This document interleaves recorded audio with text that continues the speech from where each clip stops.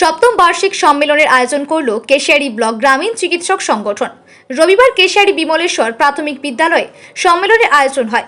Block গ্রামীণ চিকিৎসক সংগঠনের আয়োজনে ছিল রক্তদান শিবির সহ এলাকার কৃতি চিকিৎসকদের সংবর্ধনা প্রদান।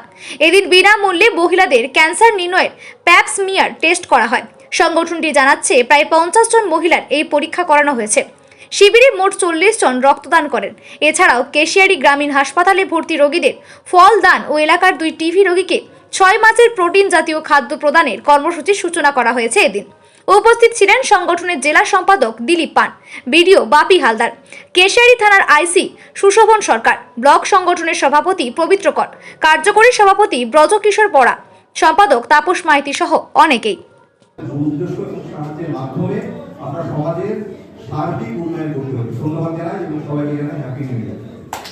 আমাদের কেশিয়ারি ব্লক গ্রামীণ চিকিৎসকের একটি সংগঠন আছে, যেটাকে Medinipur progressive rural medical welfare অ্যাসোসিয়েশনের তত্ত্বাবধানে আমরা কেশিয়ারি ব্লক গ্রামীণ চিকিৎসক সংগঠনের পক্ষ থেকে এটা সপ্তম বার্ষিক সাধারণ সম্মেলন অনুষ্ঠান করছি। আমাদের এই সম্মেলনটা কেবলমাত্র সম্মেলনের মধ্যে সীমাবদ্ধ আমরা রাখি না, সামাজিক কিছু কর্মকাণ্ড আমরা এই সম্মেলনের দিনই করে থাকি। কি রয়েছে, কি কর্ম? আজকে আমাদের এই সম্মেলন উপলক্ষে প্রথমেই সকালবেলা আমরা কেশিয়ারি স্বাস্থ্যকেন্দ্রে যে সমস্ত রোগীরা উপস্থিত আছেন তাদের মধ্যে কিছু ফল প্রদান করেছি।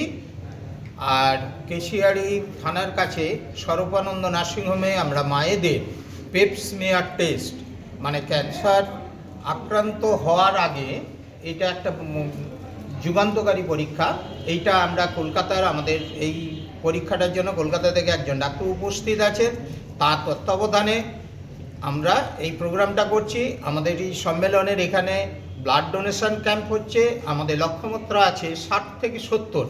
যেভাবে যে গতিতে এগোচ্ছে তাতে আমরা আশা করছি আমাদের লক্ষ্যমাত্রা পূর্ণ হবে। আমরা আমাদের অনুষ্ঠান উপলক্ষে কেশিয়ারিতে 2 জন টিবি রোগীর এক বছরে প্রোটিন খাবার দেওয়ার দায়িত্ব গ্রহণ করব। আমরা আমাদের এই অনুষ্ঠান থেকে আমরা 3 জন কেশিয়ারি ব্লক গ্রামীণ চিকিৎসক সংগঠনের পক্ষ থেকে 3 জন গুণী মানুষকে সম্বর্ধনা প্রদান করব।